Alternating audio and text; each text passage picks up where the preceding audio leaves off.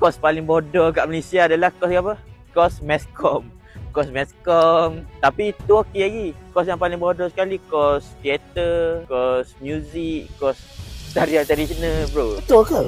Kos yang paling bodoh Ada ke yang percaya? Kalau tengok komen, tak percaya kan? Tapi ada yang kata, oh betul jugalah budak ni kata the truth is painful. I of course tak setuju dengan DMA. DMA selalu buat statement yang dia tak fikir banyak kali. Dia pun kadang-kadang kita tengok dia macam ada lesen, tak dapat lesen, dia punya cara pemikiran. So that is him lah. Tapi kita yang waras ni tak boleh lah terima kan. So I nak menyangkal apa yang dia cakap. Tak payah pergi too deep. Nanti kalau dia tengok pun dia tak boleh faham sebab dia hanya memikir di lapisan atas saja, dia tak boleh masuk ke dalam.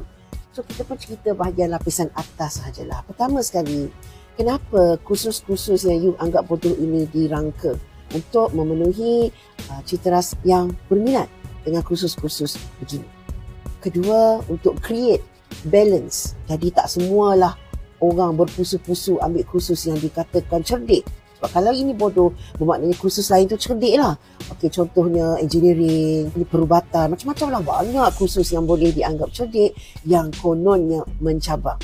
Kementerian meluluskan kursus-kursus yang sebegini untuk mengimbangi supaya bidang-bidang begini juga ada dia punya pelapis dan ada dia punya pakar.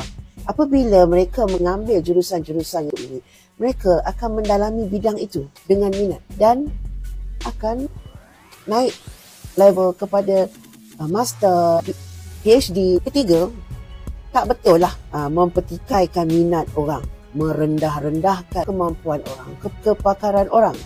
Keempat, yang kita patut peka adik-adik ialah lambakan. Itu kita patut peka. Kursus bodoh atau kursus cerdik, tak. Kalau kita minat, proceed. Tapi kalau terlalu ramai orang buat kursus electrical engineering for example, semua universiti di Malaysia ini selagi ada universiti offer. So apabila mereka ni graduate, kita akan ada lambakan pekerja dalam bidang itu. That is not healthy. Itu you boleh kalau you nak buat statement. Okay? Ataupun you kata ini kursus yang senang. Tak naklah buat. Semua tak buat. Kursus bodoh, kursus senang, nak seronok-seronok. Makanya tidak ada langsung kepakaran yang dibentuk, yang dibina di dalam bidang ini. Ialah tak ada pergi formal education in that line. Jadi MA sendiri pun tak habis dia punya degree atau apa major dia. Selain daripada minat, peka kepada lambakan, kesungguhan.